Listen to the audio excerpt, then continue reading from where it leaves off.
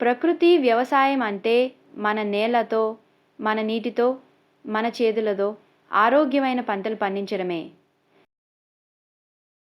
కానీ ఒక పెద్ద సవాల్ ఏంటంటే ప్రకృతి వ్యవసాయానికి కావలసిన సేంద్రియ ద్రావణాలు, కషాయాలు అన్నీ రైతే తానే తయారు చేయాల్సి ఉంటుంది.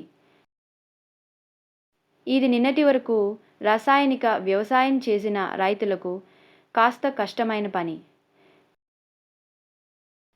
అందుకే ఈ ఇబ్బందిని తొలగించేందుకు కేంద్ర ప్రభుత్వం తీసుకొచ్చింది ఒక అద్భుతమైన ఆలోచన, బయో ఇన్పుట్ రిసోర్స్ సెంటర్స్, అంటే మన భాషలో చెప్పాలంటే జీవామృత కేంద్రాలు.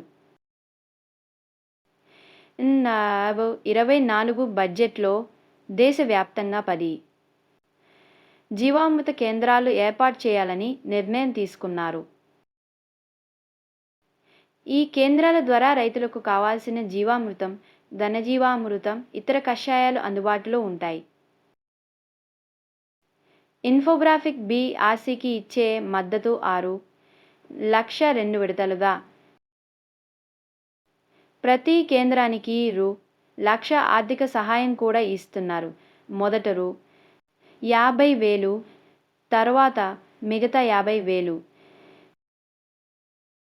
ఈ కేంద్రాల నిర్వాహకులు రైతులకు ఈ ద్రావణాలను ఎలా వాడాలో, ఎంత మోతాదులో వాడాలో స్పష్టంగా చెబుతారు.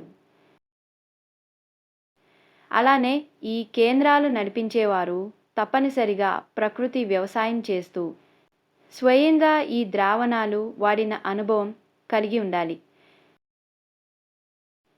ఇవన్నీ స్థానిక రైతుల అవసరాలకు అనుగుణంగా, స్థానిక పంటలకు తగిన విధంగా తయారవ్వాలి.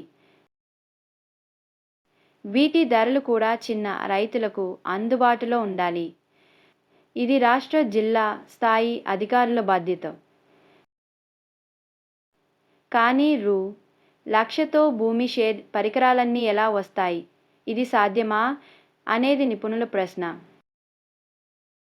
కాబట్టి ఈ జీవామృత కేంద్రాలు తూతూ మంత్రంగా కాకుండా దీర్ఘకాల ప్రయోజనం కలిగించేలా ప్రభుత్వ మద్దతు అవసరం.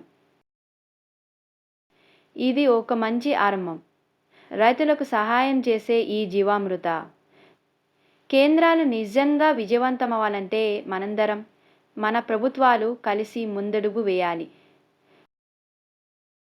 మీ అభిప్రాయం మాకు కామెంట్స్లో చెప్పండి. ఇలాంటి మరిన్ని సమాచారం కోసం ఛానల్ను సబ్స్క్రైబ్ చేయండి, లైక్ చేయండి, షేర్ చేయండి.